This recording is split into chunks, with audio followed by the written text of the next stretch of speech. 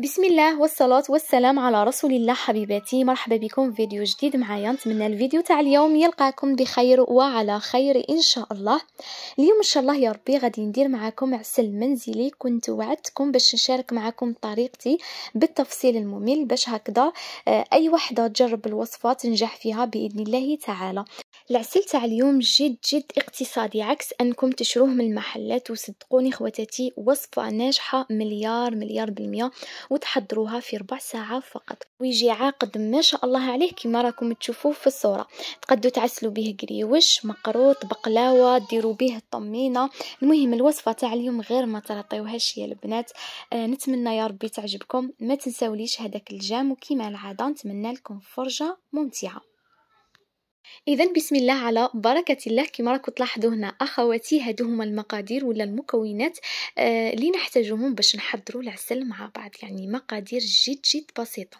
عندي 1 كيلوغرام تاع السكر العادي، عندي شريحتين تاع القارص، عود نتاع قرفة صغير غير باش يعطينا هذيك النكهة الشابة للعسيلة تاعنا، وعندي الشب. شوفوا الشب شحال راني رايحه ندير، غير واحد الفص صغير هذا مكان. الدور نتاع الشب هو يعني راح يخلي العسل نتاعكم يبقى كما هو، يعني ما يتسكرش. فوالا هذه هي.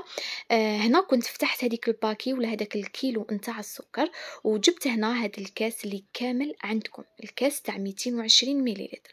غادي نعمره بالسكر. داكوغ البنات، هذا الكاس هذا كيما راه عمروه بالسكر خواتاتي، وتجيبوه هنايا من الاحسن كيكوطه ولا طنجيه اللي تكون ثقيله خواتاتي، ما تكونش خفيفه. فرغوا فيها هذاك الكاس نتاع السكر ودوها مباشره فوق النار بلا ما تحركوا بلا ما تخلطوا ما والو. خلوا هذاك السكر خواتاتي يدوب ولا يتكرمل غي وحده بلا ما تخلطوا فيه. داكوغ. ومره على مره تهزوا الكوكوطه تاعكم ولا الطنجره ولا المقله ولا كيما قلت لكم لازم تكون حاجه ثقيله، وتبقاو تحركوا فيها كيما راني ندير انا. يعني تبقاو تدوروا فيها تسيو يعني كيفاش تذوبوا هذاك السكر بلا ما تخلطوه بالمغرف ولا بكاش حاجه. هنا كي تشوفوا خواتاتي باللي السكر تاعكم كي شغل بدا يتكرمل صايي ما بقالهش بزاف ويولي سائل، فديك الساعه تروحوا تجيبوا سباتول كيما انا ولا المغرف تاع الحطب. داكوغ. وتبقاو يعني تحركوا فيه وتسيو كيفاش تزيدوا تذوبوه. لازم السكر ما يوليش يبان حبيباتي. راني نسيي كيفاش نبسط لكم الوصفه قد ما نقدر. شوفوا كيفاش ولا السكر تاعنا. فوالا. وماذا بكم ما تحمروش اكثر من هكا باش العسيله تاعكم ما تجيكمش كي شغل الكحله ولا يجي فيها كيما نقولوا هذاك الكو كي شغل السكر محروق. فهمتوني البنات؟ فهذا هو اللون اللي لازم تتحصلوا عليه اخواتي. ما تزيدوش تحرقوا السكر تاعكم اكثر من هكا. هذه هي. بعد ما داب لي السكر البنات فرغت عليه 3 كيسان ونص تاع الماء العادي من الحنفيه اخواتي. هنا تلاحظوا باللي السكر نتاعكم قساح ولا كيما الحجره. شوفوا البنات كيفاش ولا السكر تاعي هنا، ما تخافوا ما والو. خلوه زيدوا له للنار وخلوه غادي يذوب وحده ويولي لكم سائل عادي. يعني ما تخافوا ما والو اخواتي. كاين واحد الملاحظه خواتاتي نسيت ما خبرتكمش عليها. في الخطره الاولى كي تكونوا تكرملوا في السكر تاعكم النار لازم تنقصوا لها للطرف، يعني تقريبا طافيه. من بعد كي تضيفوا الماء وتشوفوا بلي هذاك السكر تاعكم قساح ولا حجره كيما وريت لكم، هذيك الساعه تروحوا تزيدوا للنار. وفي هذه الاثناء حبيباتي كما راكم تلاحظوا بعد ما عاود داب لي هذاك السكر بعد ما قساح ولا حجره عاود داب، راكم تشوفوا يعني رجع سائل. واش رحت درت؟ رحت فرغت كامل هذيك الكميه تاع السكر اللي كانت باقيت لي في الباكي. داكوغ. الخطره الاولى درنا كاس ودروك فرغتها كامل، وقعدت نخلط بسباتيل حتى حسيت بلي هذاك السكر داب. يعني ما تخلوهش هابط لتحت، يعني تقعدوا تحركوا حتى تشوفوا هذاك السكر داب لكم.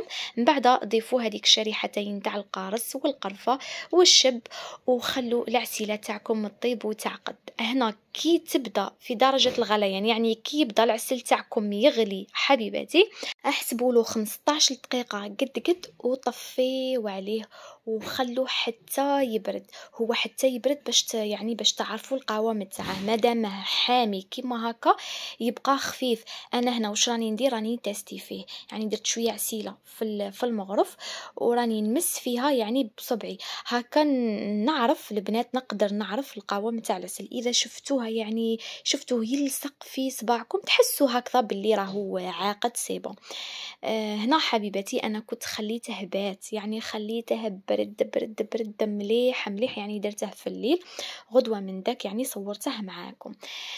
شوفوا لي البنات، يعني راني وريت لكم القوام نتاعه جا بسم الله ما شاء الله. هاد العسل هذا ماذا بكم خواتاتي غير ديروه وتخبوا الوصفه في عينيكم.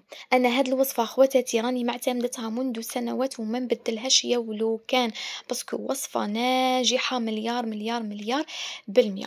شوفوا هنا خواتاتي كنت جبت هاد القوطي هذا نتاع العسل، كان عندي فارغ من قبل، كنت يعني غسلته ونيطوايته وكاع وفرغت فيه العسل. جاني قوطي قد يعني وبقى لي شويه قيس ربع. راني وريت لكم حتى مانيش نهضر تفهموني، راني نوري لكم بالاشاره. المهم البنات شوفوا لي القوام تاعه جا عاقد، جا بسم الله ما شاء الله. واحد العسل يا البنات مام البنه وبنين. هو صح البنه ما تجيش كيما هذيك نتاع الحانوت، تاع الحانوت فيها واحد الكو سبيسيال، بصح الا بغيتو هذاك الذوق تاع العسل تاع الحانوت بالذات خواتاتي خلطوها مع هذه اللي تخدموها في الدار. يا ولو كان غير زوج مغارف ولا 3 مغارف غادي يغير يعني الجود نتاع العسل، لانه هذا راه فيه غير القرفه والقارص. فهمتوني البنات؟ المهم كانت هذه هي وصفتنا لليوم حبيباتي، ان شاء الله يا ربي تعجبكم، ان شاء الله كامل تجربوها. غير جربوها على بالي باللي رايحين تعتمدوها باذن الله تعالى. انا هنا كما راكم تشوفوا كنت خدمت كيلو واحد اخر نتاع السكر، خدمته عسل. كنت ديجا خدمت لكم به الوصفه تاع الكريوش، وغادي ندير معكم المقروط، وغادي ندير معكم تاني الطمينه باذن الله تعالى. بقى لي غير نقول لكم احبكم في الله، مع السلامه.